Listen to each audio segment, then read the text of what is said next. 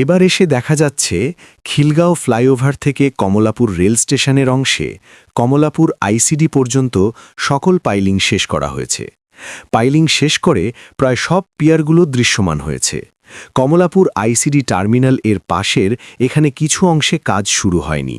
আরেকটু সামনে এখানে কয়েকটি পিয়ার দৃশ্যমান হয়েছে। এর কাছে আরও কিছু পিয়ারের কাজ চলমান রয়েছে। এখানে দেখা যাচ্ছে আরও কয়েকটি পিয়ার দৃশ্যমান হয়েছে।